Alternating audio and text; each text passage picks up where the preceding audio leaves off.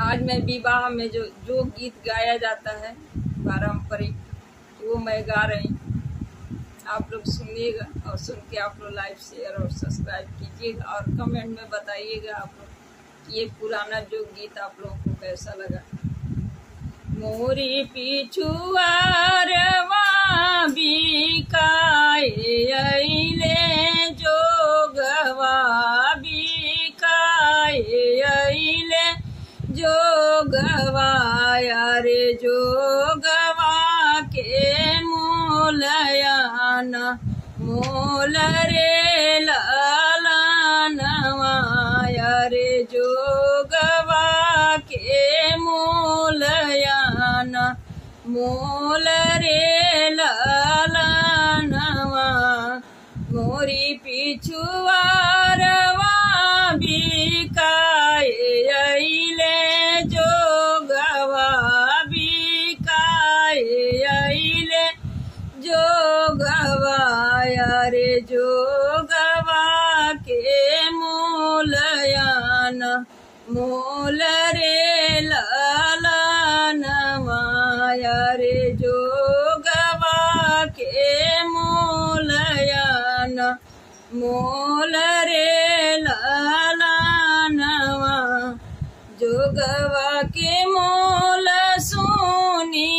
हार से करे जवाया रे हार से का रे जवाया रे के है जोगवा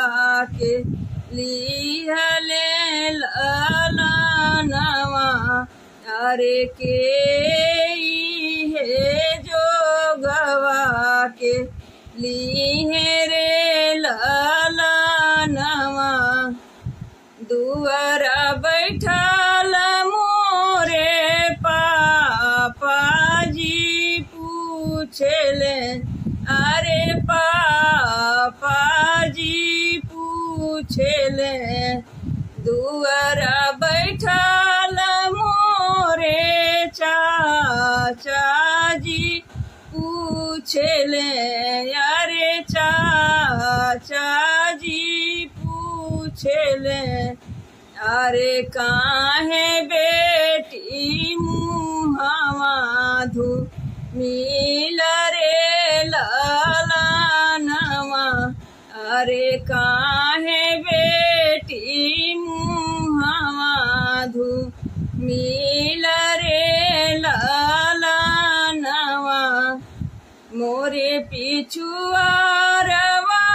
बिकाए आइल जोगवा मोरे पिछुआरवा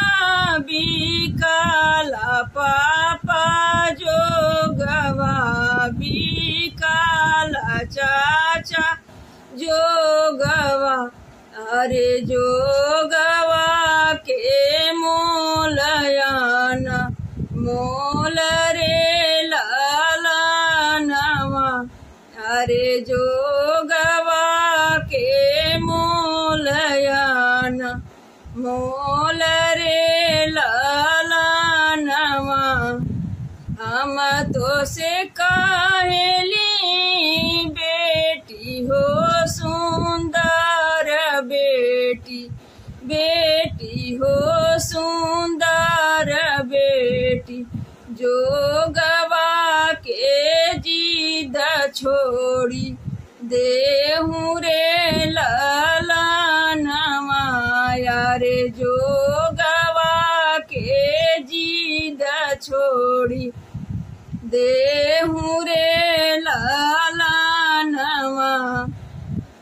जोगवा के भार बेटी तो हसे ना सहाई है हो यारे तो हसे ना सहाई है हो अरे तू बेटी हाउ सुकु मारी रे लालानवा अरे तू बेटी हाउ सुकु मारी रे लालानवा जोगवा जे बेटी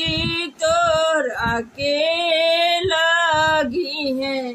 अरे तोहरा के लगी है, अरे तू बेटी होई जैबू पराई रे लालनवा, अरे तू बेटी होई जैबू पराई रे लालनवा, मोर पिछुआरवा बिकाए अइले जोगवा, बिकाए अइले जोगवा, अरे जोगवा के मोलयन मोल रे लालनवा, अरे जोगवा के मोलयन मोल रे लालनवा। प्लीज आप लोग मेरा ये जोग वाले गीत सुनकर लाइक शेयर सब्सक्राइब कीजिएगा और कमेंट में बताइएगा आप लोग को ये पुराना जोग का गीत कैसा लगा। आप थोड़ा